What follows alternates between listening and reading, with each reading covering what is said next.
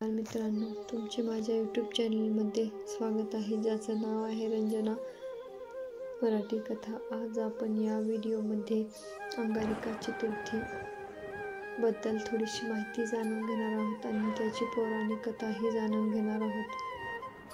ही चतुर्थी मंगळवारी येणारी संकष्टी चतुर्थी गणपतीला समर्पित आहे। ही चतुर्थी विशेषतः महाराष्ट्रात साजरी केली जाते आणि या दिवशी उपवास करणे, गणपतीची पूजा करणे आणि रात्री दर्शन करणे यासारख्या धार्मिक विधीचे पालन केले जाते।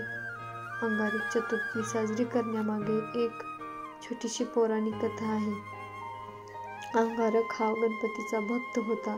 त्याने गणपतीला प्रसन्न करण्यासाठी कठोर तपस्या केली। गणपतीने प्रसन्न होऊन त्याला वरदान दिले की जी व्यक्ती मंगळवारी येणाऱ्या संकष्टी चतुर्थीला माझी पूजा करेल तिला माझ्या विशेष आशीर्वादाने तिच्या जीवनातील सर्व संकटे दूर होतील। या कथेमुळे अंगारक चतुर्थीला विशेष महत्त्व प्राप्त झाले आहे आणि या दिवशी उपवास केल्याने वर्षभर केलेल्या संकष्टी चतुर्थीचे पुण्य मिळते असेही मानले जाते। अंगारक चतुर्थी साजरी करण्यामागचा मुख्य उद्देश संकष्टी चतुर्थीचे पुण्य।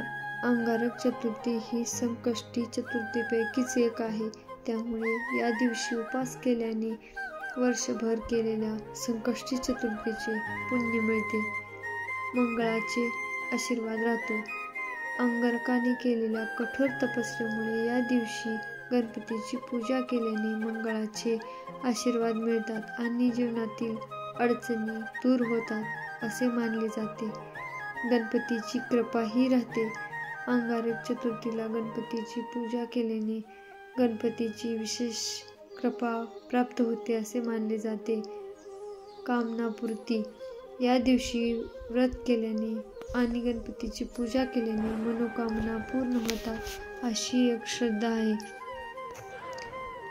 चला तर मित्रांनो, तुम्हाला ही गणपतीची छोटीशी माहिती आणि कथा या संकष्टी चतुर्थी करण्यामागचा उद्देश कसा वाटला ते मला कमेंटमध्ये नक्की सांगा आणि माझ्या जर चॅनलवर नवीन आला असाल तर माझ्या चॅनलला लाईक, शेअर, सबस्क्राईब करा। चला तर भेटूया पुढील अशाच एका व्हिडिओसोबत। शरणार्थी।